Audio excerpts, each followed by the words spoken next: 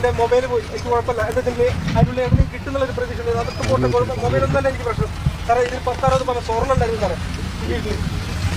സ്വർണ്ണം മാത്രം എല്ലാ രേഖകളും ഉണ്ട്. ഞങ്ങൾക്ക് വീട് പൊട്ടിയിട്ട് മൊത്തത്തിൽ ഇരുന്ന് പോയി സാറേ. വീട് നശിച്ചു എന്ന് പറഞ്ഞാൽ നശിച്ചു, ഒന്നും ചെയ്യാൻ പറ്റില്ല. പക്ഷെ ഞങ്ങൾക്ക് കയറി സാധനങ്ങൾ എടുക്കാമായിരുന്നു.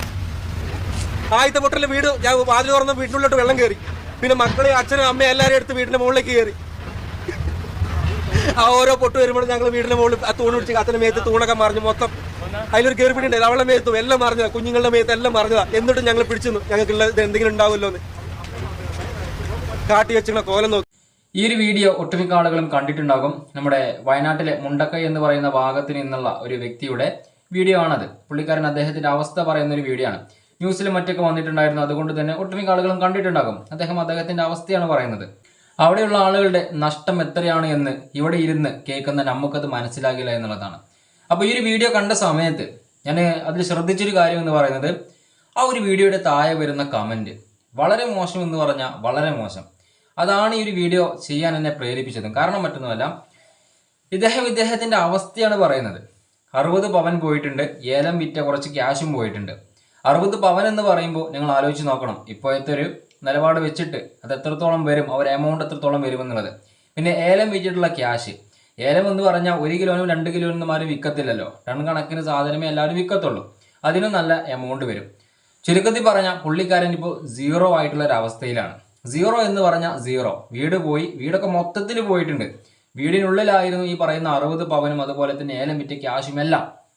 ഒരു മനുഷ്യന്റെ അടുത്ത് എന്തെല്ലാം ഉണ്ടോ അതൊക്കെ പുള്ളിക്കാരൻ നഷ്ടപ്പെട്ടു എന്നുള്ളതാണ്. എല്ലാ രേഖകളും എല്ലാ കാര്യങ്ങളും നഷ്ടപ്പെട്ടു. അദ്ദേഹം ഇവിടെ വന്ന് പറയുന്നത് അദ്ദേഹത്തിന്റെ അവസ്ഥയും കാര്യങ്ങളാണ്. അപ്പൊ ഞാൻ ഇവിടെ 2-3 കമന്റുകൾ വെച്ച് തരാം. അത് കണ്ടപ്പോൾ തന്നെ ഇത് മാത്രമല്ല കേട്ടോ, എത്രയോ വരുന്നുണ്ട്. ഞാൻ ജസ്റ്റ് 2-3 വെക്കാമെന്ന് കരുതി. അവർ പറയുന്ന കാര്യങ്ങൾ ഇങ്ങനെയാണ്. അതായത് ഒരു ചുമരിന്റെ ഉള്ളിൽ ഇരുന്നിട്ട് ഇവർ ഓൺലൈൻ വഴി ഇങ്ങനെ നമ്മുടെ സോഷ്യൽ മീഡിയയിൽ ഇങ്ങനെ ടൈപ്പ് ചെയ്ത് വിടുകയാണ് കമന്റായിട്ട് വീഡിയോയുടെ താഴെ. അപ്പോൾ അവർ പറയുന്നത് ഇങ്ങനെയാണ്, അവിടെ നിന്ന് എത്രയോ ആളുകൾ നഷ്ടപ്പെട്ടിട്ടുണ്ട്. ആ സമയത്ത് ഇവന് വന്നിട്ടുള്ളത് അവന്റെ പൈസ അന്വേഷിച്ചിട്ടാണ്, സ്വർണവും പണവും അന്വേഷിച്ചിട്ടാണ് അവന് വന്നിട്ടുള്ളത്. ബാക്കിയുള്ളവരൊന്നും അവിടെ ജീവനോടെ ഇല്ല. സംഭവം ശരിയാണ്. പക്ഷെ അദ്ദേഹത്തിന്റെ സിറ്റുവേഷനും അവസ്ഥയും എന്ന് പറയുന്നത് ഇപ്പോൾ അതാണ്. നമുക്കത് പറഞ്ഞാൽ മനസ്സിലാകത്തില്ല. പുള്ളിക്കാരൻ ചിന്തിക്കുന്നത് എന്താണെന്നറിയോ, നാളെ ഇനി ഞാൻ എന്ത് ചെയ്യും? പുള്ളിക്കാരൻ ജീവനുണ്ട്, ജീവനുള്ളൊരു മനുഷ്യനായിട്ടാണ് അവിടെ നിൽക്കുന്നത്. എല്ലാം നഷ്ടപ്പെട്ട് കഴിഞ്ഞു. എനിക്ക് ഒരു താമസിക്കാനൊരു വീടില്ല, ഒരുപക്ഷെ ഭക്ഷണം വാങ്ങി കഴിക്കാനുള്ള പൈസ പോലുമില്ല. എല്ലാം നഷ്ടപ്പെട്ടു. അതാണ് അദ്ദേഹം അവിടെ ആലോചിച്ചു പോകുന്നത്. നാളെ ഇനി അങ്ങോട്ട് എന്ത്?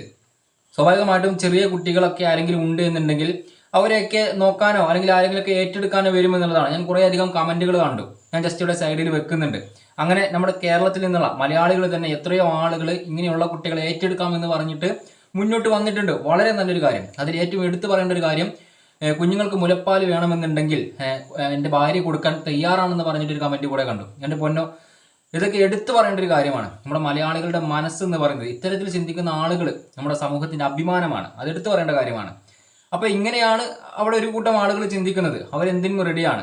പക്ഷേ ഇവർ ഈ ഒരു നഷ്ടപ്പെട്ട ഈ സ്വർണ്ണവും പണം നഷ്ടപ്പെട്ട ആളുടെ മാനസികാവസ്ഥ എന്ന് പറയുന്നത്, ഞാൻ അതിലേക്കാണ് വരുന്നത്. അദ്ദേഹത്തിന് നാളെ എന്ത് എന്നുള്ളൊരു ചിന്ത വരികയാണ്. കാരണം പുള്ളിക്കാരന്റെ കയ്യിൽ ഒന്നുമില്ല. 0 എന്ന് പറഞ്ഞാൽ പക്കാ 0. എല്ലാം നഷ്ടപ്പെട്ടു കഴിഞ്ഞു. അതാണ് അദ്ദേഹം ഇവിടെ പറയുന്നത്. അപ്പോൾ ഇത് കണ്ടിട്ട് കുറേ അധികം ആളുകൾ ഇപ്പോൾ പുള്ളിക്കാരൻ നെഞ്ചത്തേക്ക് വരികയാണ്. അദ്ദേഹത്തിന്റെ അവസ്ഥ എന്ന് പറയുന്നത് വെറും ശൂന്യമാണ്. ഇനി അങ്ങോട്ട് ഒന്നുമില്ലാത്തൊരവസ്ഥയാണ്. അപ്പോൾ ആ ഒരു സമയത്ത് ഇങ്ങനെയൊക്കെ പറയുമ്പോൾ നമ്മളിത് മനസ്സിലാക്കണം. അവരവരുടെ അവസ്ഥയാണ് പറയുന്നത്. അവർ എല്ലാം നഷ്ടപ്പെട്ടവരാണ്. അവരവരുടെ അവസ്ഥയും കാര്യങ്ങളും മാത്രമാണ് അവിടെ പറയുന്നത്. അല്ലാതെ പുള്ളിക്കാരന് പണം വേണമെന്നോ ഒന്നുമല്ല. അദ്ദേഹം തന്നെ ആ ഒരു വീഡിയോയിൽ വളരെ കറക്റ്റായിട്ട് പറയുന്നുണ്ട്. അങ്ങനെ ഒരു സംഭവം നടന്ന സമയത്ത് വീട്ടിലുള്ള എല്ലാവരെയും മുകളിലേക്ക് കൊണ്ടുപോയി പിന്നീട് ഒന്നായിട്ട് വന്ന സമയത്താണ് തൂണും മറ്റുമൊക്കെ ഇടിഞ്ഞു വീഴുന്നത്. എന്നാൽ പണത്തിനാണ് ആർത്തി എന്നുണ്ടെങ്കിൽ പുള്ളിക്കാരൻ നേരത്തെ തന്നെ താഴെ പോയിട്ട് ആ സാധനങ്ങൾ എടുത്തു കൊടുന്നാൽ പോരെ. വീടിന്റെ വാതിലിൽ അവിടേക്ക് എത്തിയപ്പോഴേക്കും ഇവർ മുകളിലേക്ക് കയറിയിട്ടുണ്ട്. അങ്ങനെ ആ സമയത്ത് പുള്ളിക്കാരൻ ആ സ്വർണവും പണമൊക്കെ പോയിട്ട് എടുത്തു കൊടുന്നാൽ പോരായിരുന്നോ ആർത്തിയാണെന്നുണ്ടെങ്കിൽ? അതല്ല, നമ്മൾ അങ്ങനെയല്ല ചിന്തിക്കേണ്ടത്. അദ്ദേഹത്തിന് എല്ലാം പോയി കഴിഞ്ഞു. നാളെ എന്ത് എന്നുള്ളൊരു ചിന്ത അദ്ദേഹത്തിനുണ്ട്. എല്ലാം നഷ്ടപ്പെട്ട് കഴിഞ്ഞവനാണ്. ഒന്നീന്ന് തുടങ്ങിയിട്ട് വേണം. നിങ്ങളത് ആലോചിക്കണം. ഒന്നീന്ന് തുടങ്ങിയിട്ട് വേണം. നമ്മുടെ കയ്യിലുള്ള എല്ലാം നഷ്ടപ്പെട്ട് കഴിഞ്ഞ് ഒന്നീന്ന് തുടങ്ങുക എന്ന് പറയുമ്പോൾ ചിന്തിക്കാൻ പോലും കഴിയാത്തൊരു കാര്യമാണ്. ഈ കമന്റ് ഇടുന്നവന്മാരുണ്ടല്ലോ, ഇവരുടെ കയ്യിലോ കാലിലോ ചെറിയൊരു മുറി വന്നാൽ മതിയാകും. അവർ തലമിന്നി വീയെ അല്ലെങ്കിൽ ആർത്ത് വിളിച്ച് ഹോസ്പിറ്റലിൽ പോയി ചെയ്യുന്ന ആളുകളാണ്. അങ്ങനെയുള്ളവരാണ് ഇങ്ങനെയുള്ള ഓരോ കമന്റുകൾ പടച്ചു വിടുന്നത്. അങ്ങനെ തന്നെയായിരിക്കും 4 ചുമരിന്റെ ഉള്ളിൽ ഇരുന്നിട്ട് എന്തും എഴുതി വിടാമല്ലോ. ബാക്കിയുള്ളവരുടെ സിറ്റുവേഷനും കാര്യങ്ങളൊന്നും മനസ്സിലാക്കാതെ മനസ്സ് തോന്നിയത് അപ്പം അങ്ങോട്ട് എടുത്തി കാച്ചുന്നു. അതാണ് ഇവിടെ സംഭവം.